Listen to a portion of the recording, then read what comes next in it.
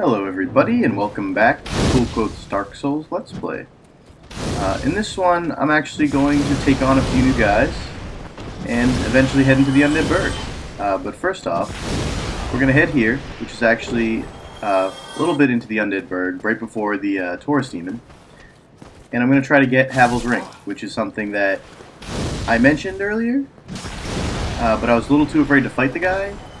But I feel like now I have a little more endurance. I have the Drake Sword, and shouldn't have too much difficulty taking this guy out. So anyway, you just head through this door here, which is strangely already open. I don't remember opening it during our Let's Play, but yeah, whatever. He should be right at the bottom. You have to go down a couple flights of stairs here. And I believe it's the next floor that we're going to fight him on. This is kind of the best place to fight him, in my opinion. You just pull him up the stairs to where I am right now. Try stabbing in the back. That's a good suggestion. That's exactly what I'm going to do to fight this guy. Now you're going to notice that Havel has this like ridiculously large like club. And just look at the stamina it takes off my shield. It takes off me when I hit my shield. I don't know if this would kill me in one hit right now. There's a good chance it would. But don't give him a chance to kill you in one hit. Always shield and always circle. And you should be able to backstab him fairly easily. The one thing about Havel is whether he's two-handing or one-handing, he is extremely slow. So as long as you don't get hit by his attacks, killing him is kind of a cinch. Now I was afraid the first time I fought him that I wouldn't have enough endurance and therefore not enough stamina to block his attacks. If you'll notice, when I did get hit, I took away almost all of my stamina, so I think I may have been right. So one of those hits would have broken my shield and would have probably killed me in one hit, whether I was blocking or not before. So make sure you have about as much stamina as I have now, or extremely good reflexes to be able to dodge everything he throws at you. So anyway, one more hit should finish this guy off, and as you can see, the strategy to beat Havel is extremely simple. You just circle around him, and if he does manage to back himself into a corner like he's doing right now, just back off a little bit until he walks away, and then you should be able to get the backstab. Pretty simple. And he drops Havel's Ring, which is probably one of the better rings in the game. Basically what it does is, if you wear it, you can use armor that's significantly heavier than what your stamina would allow you to wear, and keep your equipment load fairly low. For example, if I had Havel's armor set right now and I put it on without Havel's Ring, I would walk very slowly and would most likely, if I could roll at all, would do that like fatty roll where you jump, dive, and you just kind of land on your side and roll over like a hot dog. Not what you want when you're fighting someone in a good fight, but you equip Havel's Ring and maybe you can roll like normal. I'm not sure if even I could do that with the stamina I have now, but you know, I think with like 20 stamina or something like that, or 20 endurance, it would make it fairly easy to roll in Havel's equipment. Now anyway, I just used the basement key that I got from the gargoyle fight. And where we're going to go is actually into the next area, which is the Lower Undead Burg. But the first thing we're going to do when we head down here is actually open up a shortcut back to the regular Undead Burg, which is actually fairly close to the bonfire. And you should notice where we end up as soon as I go through it. But it's fairly important that you open this up. It's definitely a much easier route from the bonfire if you go through the shortcut here than if you were to run along the bridge and have to go down the ladders again. I mean, it's not much shorter, I suppose. Now you'll notice where I am. I'm only like that one bridge away from the bonfire. It's not much quicker, but it's quick enough that if I was to die, it would make running back a lot simpler.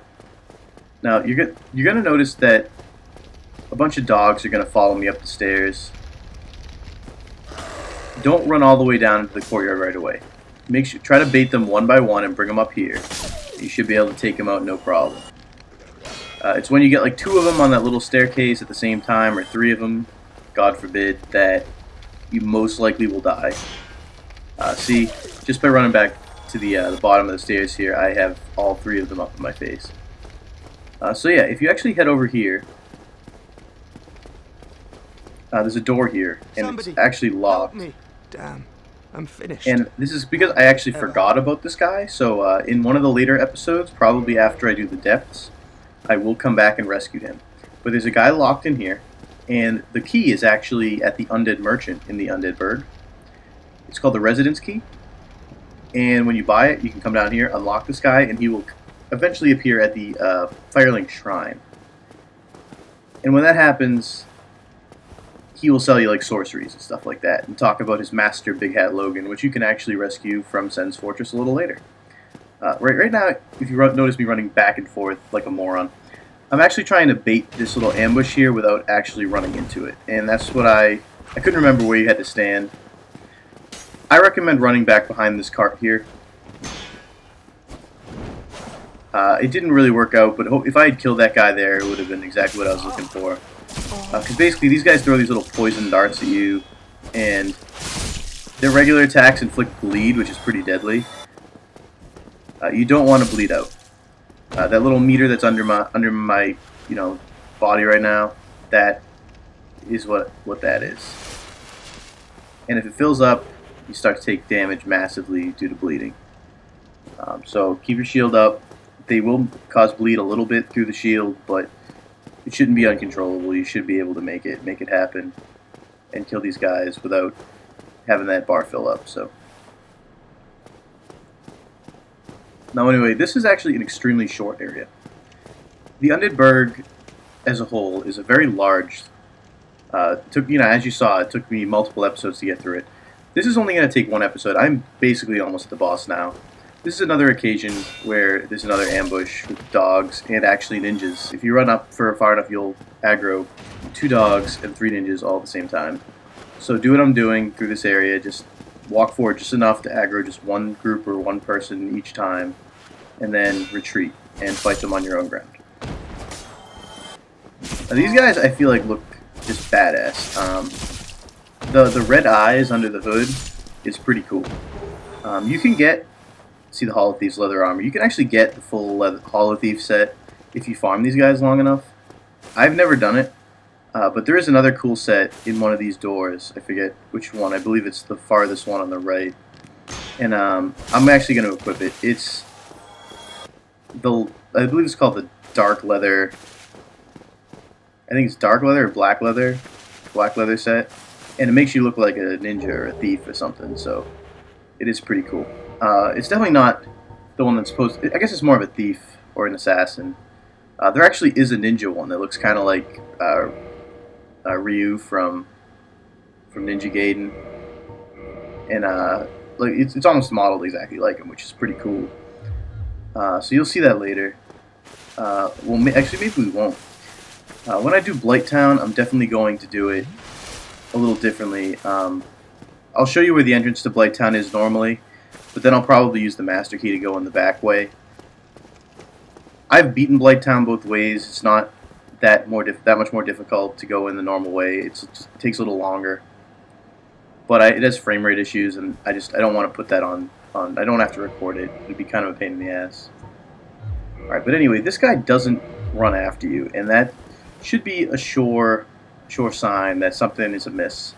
So what I actually recommend doing is you could just shoot this guy in the head from far away, and he won't run after you because he's clearly baiting you. But you hit the guy in the head a couple times. As you can see, I'm doing like 52 damage a hit, and I only have like 12 dexterity. And then run around the corner here with your shield up because there's another guy. That was the purpose of this corridor. That guy will backstab you, cut your throat, and you'll be, probably, if not kill you, definitely put you at a disadvantage. But you got to keep an eye out for stuff like that in this game. If a guy isn't attacking you or he runs away from you, it's a pretty much sure sign that it's a trap. So yeah. Right now, I'm actually, as you notice, I skipped that door, the boss door. We will be back to that in just a second. That's the Capra Demon. But before I do that, I do want to show you this how to open this shortcut. This goes back to Firelink Shrine, and is the fastest way back to the Capra Demon with the least resistance. Because if you died and you went back to the Undead Burg bonfire, you'd have to fight all those ninjas again, and they're a pain in the ass. If you want to get back to this boss with full Estus, and a lot of people who are just recently starting out will need full Estus against Capra, then I strongly recommend opening this this thing, because then the difference is all you got to fight is a few hollows. They're hollows from like the first area. You know, you're going to see the same ones we fought before. Really easy. You can get through without getting hurt once if you're careful.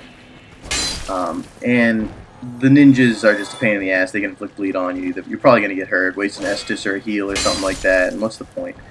This is faster, takes a little less time, and quite honestly, it's worth to open the shortcut. But and for the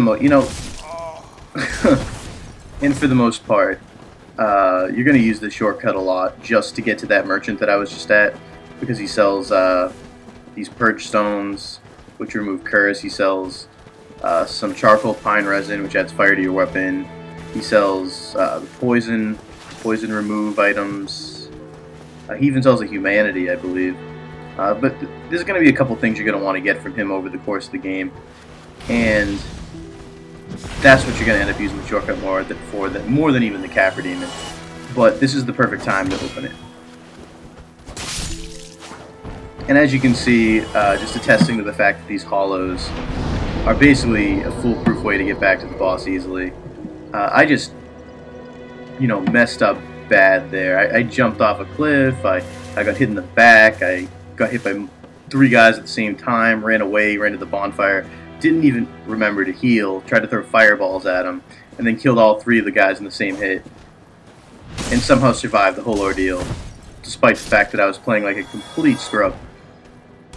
I mean, you put even the slightest bit of patience in, and you're not even going to take a hit here. I mean, this section is just easy. Getting back to Capra, no problem. But I mean, you've seen it all before. By this point in the game, you've probably traversed this at least a couple of times. I mean, unless you're like super pro and you didn't die like once. But I mean, the first time you play the game, you're probably gonna die. I forgot to take this guy out last time. He does drop a humanity, so no reason not to. But he didn't drop it that time. But yeah, one of the really cool things about this game is you're gonna notice that pretty much like all the areas in the game are either they're interconnected. They're all connected to more than one other area. They're connected to Firelink, and you can just see like over the course of the game, you can sort of see like the connection these areas have with one another, and it's pretty incredible. When you think about like just how interconnected some of the stuff is, like Undead Burg being connected to like so many different places because it's like the main suburb city kind of place here. And then you got like the sewers that goes underneath Undead Burg, connect to the Undead Burg, goes underneath the Lower Undead Burg, goes underneath the depths. I mean, it is the depths, and then it leads into Blight Town, which is like the swamp city, and then that's connected to all these other places. It's just really cool. I mean, there's so many ways to get from one place to another. Like you're gonna see me, as I said. Instead of going into Blight Town the way most people do, I'm just going to go in through the Valley of the Drakes and go straight in the back route and be like at the boss in like 10 seconds. And that's just stuff you can do in this game. It's not cheap. It's just the way the game's designed. It's just total exploration. It's just awesome. Alright, but anyway, now I'm going to fight Capra, and this is a fairly difficult boss if you don't know what you're doing. But as you'll see when I fight him, I make a lot of mistakes, and I still make it through without dying. So for what it's worth, I did make the first couple mistakes on purpose. I wanted to jump off. Well, not the first. The first mistake wasn't on purpose, but but the second mistake when I jumped off and he kind of hit me anyway. But after I did a falling attack on him, I did that on purpose just to show that you can do falling attacks on this guy. But anyway, the main point is once you get into this fight, you run right by him like I did, run up the stairs and run onto this little ledge. Then just hold your shield up and wait for them all to fall down. That's the gimmick. That's the fight. If you can get up these stairs, you can win the fight. Because what happens is, he falls down, as he probably will in a second, and then you can kill these dogs. And the dogs are the biggest issue. Capra doesn't do anything that you can't block or that you can't avoid. But the dogs, as they're attacking you, make it almost impossible to kill this guy. Now, that was the one mistake that I made in this fight that I completely didn't mean to do. But as you can see, even with that mistake, even falling into a corner with this guy and a dog, you can roll out of here without dying if you're lucky. And that's all that matters. You just have to get in position and get in the right position, and you can take this guy out. Now, when you get up the stairs, you run into the corner, that's your time to heal. And this guy, I mean, I'm just getting so annoyed by this stupid dog. Because I cannot take this guy out because of the wall here. And I'm a little smarter right now. I go for the fireballs, and I'm like, oh, alright. You know what? That's the way to take this guy out. If I was a little smarter, I probably would have walked out to where the stairs were, and that's what I recommend to you guys. Just walk out to the very top of the stairs so you have more room to swing. So anyway, I'm going to show you a couple times. These are actually done on purpose. This time you can jump down in front of this guy, and you can just like dodge around. He doesn't always hit you.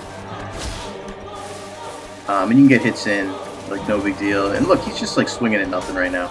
This guy's not that hard of a boss without the dogs. That's like the defining factor. Now the other thing you can do, as you'll see, if you'll just come over here, he's going to run up the stairs. Once he falls down, I'll show you that you can actually hit him by doing a jump attack if you wait for him to be in front of him, kind of like we did with the Taurus Demon. Oh, I missed him there. I didn't even remember missing him. But anyway, you can do a jump attack kind of like right there. Boom. And, you know, keep your shield up. Try to roll into his swings, not away from him, because if you roll away from him, you'll probably get hit like I just did. Use the time to heal. And in a second, I'm just going to, I believe I do one more jump attack, and then I'm just going to show you that you can just beat this guy no problem just by running around, circling him, and attacking.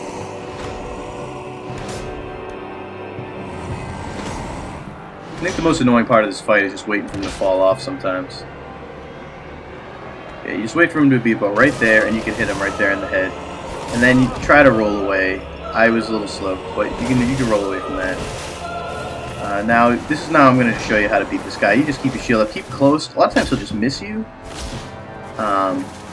When he does that two-handed swing, that's when you want to back off a little bit. Then you can come back in, get a few hits on him. He's not that hard. You know, if he jumps back a little bit, does a little two-handed swing, that's just your time to get a little heal in. And I mess up one more time here a little bit because I try to shield that attack, and you shouldn't. But as you can see, he's not that tough at all. A few hits here, and he's done. And despite all those times I got hit, how many times I had to heal and run away from this guy, I still didn't die. So he's really not all he's cracked up to be. Honestly, it's the dogs. That's the one thing you gotta worry about. If there's one goal in this, it's separate him from the dogs. And if you do that, you win. And if you don't, then you'll die very quickly. But yeah, anyway, I'm going to end it there. And next time we will head into the depths. And hopefully I'll be able to see with my terrible resolution. So, until next time, guys.